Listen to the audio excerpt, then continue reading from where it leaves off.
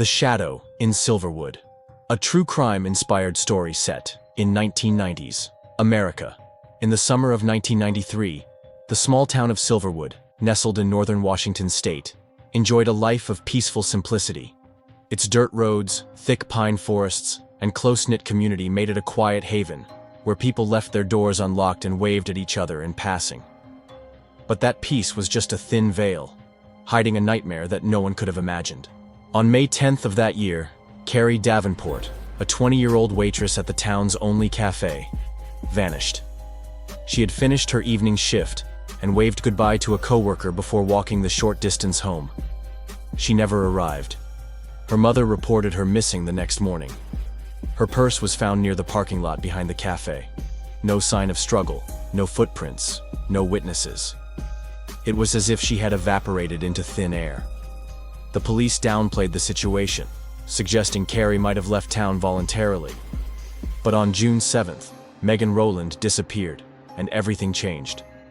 Megan was a college student visiting her aunt for the summer. She was last seen waiting for a bus at the town's edge. The only nearby security camera, located at a gas station, captured the shadow of a car pulling up, and then Megan was gone. No ID on the vehicle, no leads. In August, Sarah Burns went missing. She worked at the dental clinic and had planned to visit a friend after her shift. She never made it. Her disappearance shattered what little trust remained in Silverwood. People began whispering about a serial killer, and the town's charm quickly curdled into suspicion and fear. Amid the growing panic, a stranger arrived. Tall, handsome, well-dressed, and exceptionally polite, he introduced himself as Eric Blaine, a writer researching small towns for a novel. He rented a room at the local inn and started frequenting the cafe, library, and even church gatherings. Eric was charming, articulate, and seemed to know just what to say. Women found him intelligent and refined.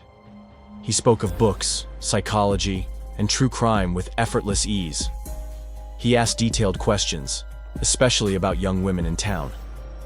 One of those who noticed his attention was Jenna Morgan, a 19-year-old who worked at the library and lived with her father, Dan Morgan, a retired police officer. Jenna was shy and smart. She loved books more than people and kept her thoughts in a small leather-bound journal.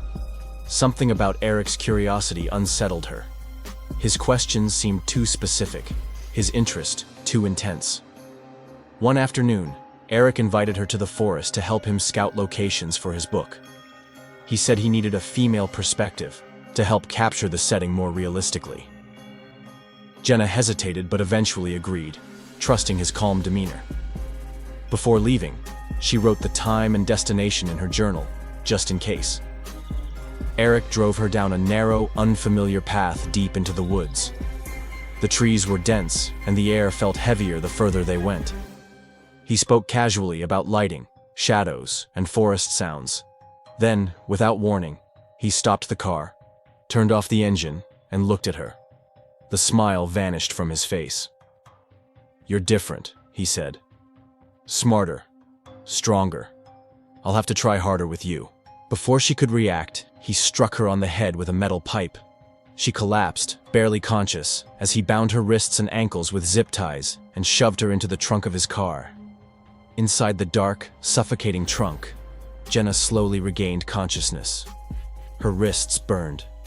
She reached for her bracelet and used a metal charm to scratch at the walls of the trunk, leaving marks. She also tried to loosen the tape on her mouth using her teeth. She kept track of time through the bumps in the road and the angle of the sun on her skin, trying to map their direction in her head. After what felt like half an hour, the car stopped. Eric hauled her out and carried her into an old wooden cabin hidden deep in the forest. The inside was filled with books, maps, folders, and grainy photos of young women. He sat her in a chair, refastened the restraints, and stared at her coldly. "I don't kill women for fun," he said. "I free them from their lies, their masks, their false selves." Jenna didn't cry or beg. She looked him straight in the eyes and said, "You're not freeing anyone. You're just a coward who's afraid of real women." He flinched slightly, then stepped out of the room, leaving the door partially open. Jenna seized the moment. She crawled to a broken glass shard on the floor, and, after a painful struggle, cut through her restraints. She slipped through the door and ran, barefoot, bloodied, but alive, into the darkness of the woods. Behind her, Eric screamed and fired a gun. But she didn't stop running. She ran for what felt like hours before stumbling upon a dirt road. A passing pickup truck slowed down and the driver, horrified by her condition, rushed her to the nearest hospital. At the hospital, Jenna told the police everything. The drive, the cabin, what Eric said. She'd even left scratch marks in the trunk to help identify the vehicle. Police raided the cabin hours later, but Eric was gone. What they found was chilling. Photos of Carrie, Megan, and Sarah. Tape recordings, journals detailing each kidnapping. Maps, a hunting ground. Thanks to Jenna's clues, the police identified the car and tracked its route. A week later, they caught Eric near the Idaho border, heading toward Canada under a fake name. In court, Eric sat calmly and smiled at Jenna. But she didn't flinch. She testified with strength, staring him down. He was convicted of 5 counts of first-degree murder and sentenced to life in prison without parole. Jenna left Silverwood after the trial. She moved to a new city and started writing. Her first novel, based on her own story, became a bestseller. Now let's move to the next story, which is The Vanishing at Coldwater Creek. A true crime-inspired survival story. In the winter of 1997, the mountain town of Coldwater Creek in Colorado was buried under a thick layer of snow. Known for its ski resorts and quiet charm, it drew tourists every year. But behind the postcard-perfect scenery, something dark was taking root. On December 12th, 22-year-old Emily Harper vanished. She had been working as a part-time ski instructor and was last seen locking up the equipment shed after the last run of the day. The next morning, her roommate reported her missing. Emily's boots were found outside the shed, along with her broken ski pole. No signs of a struggle, just cold silence and snow covering everything. Police began a search, but visibility was poor due to a snowstorm. Locals assumed she might have gotten lost or suffered a fall. But then, a second woman vanished. Clara Green, a seasonal waitress who had gone hiking alone 2 weeks later. Her backpack was found near a frozen creek.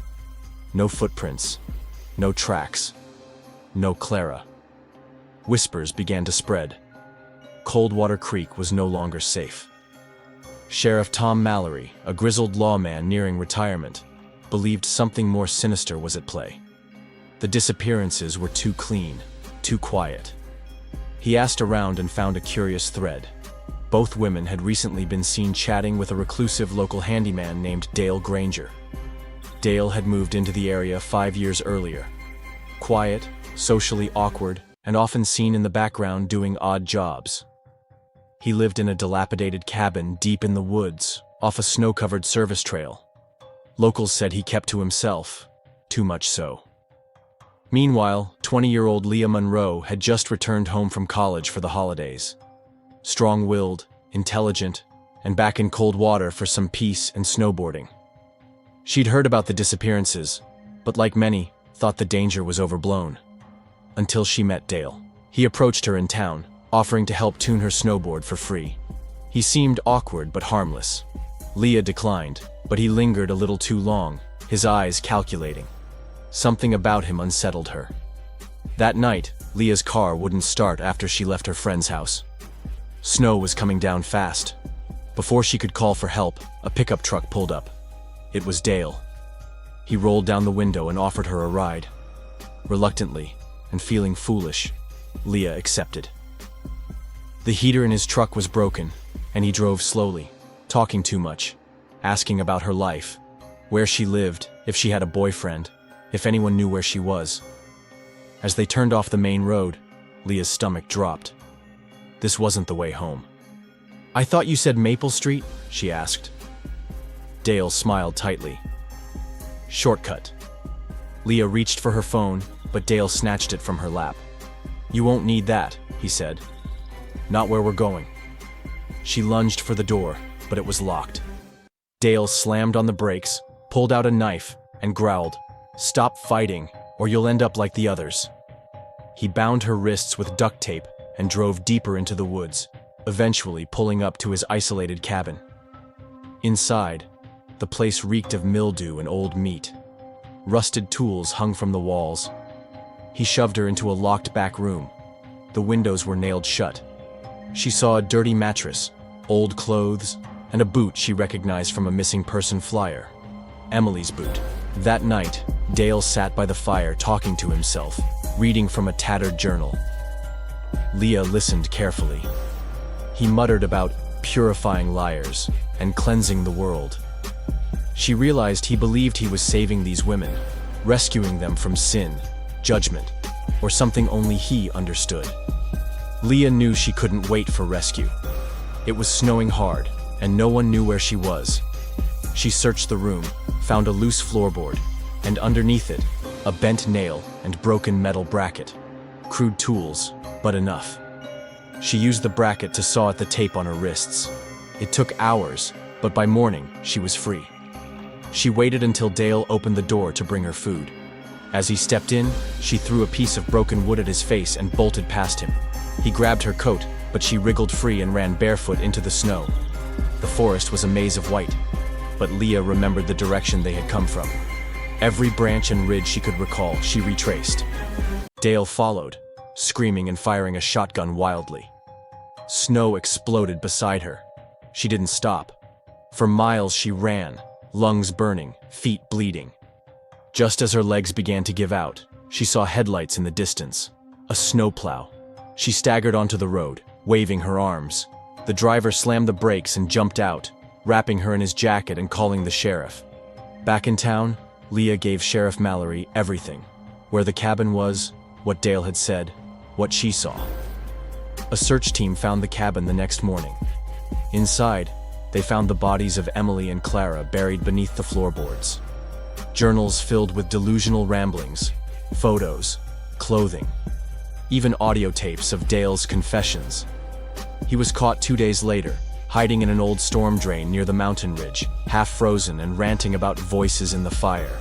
He was convicted of multiple counts of murder and abduction and sentenced to life without parole. Coldwater Creek mourned, but Leah became a local hero. She never returned to live in the town, but her testimony helped authorities reopen cold cases across the state. Her story of resilience, memory, and fighting back became part of Coldwater's legacy. The last story is a true crime-inspired kidnapping story. In the sweltering summer of 1995, the backroads of Cypress Hollow, Louisiana, were thick with humidity and secrets. The town, nestled between gator-infested bayous and endless woods, was the kind of place where nothing ever changed, until something terrible did. On July 14th, 17-year-old Haley McBride went missing. She had spent the afternoon helping her grandmother shell peas on the porch before deciding to bike down Gator Road to visit her best friend Lacey. It was only a 3-mile ride, a route she'd taken 100 times. She never arrived. Her bike was found the next morning, lying near the shoulder of the road, its back wheel still spinning.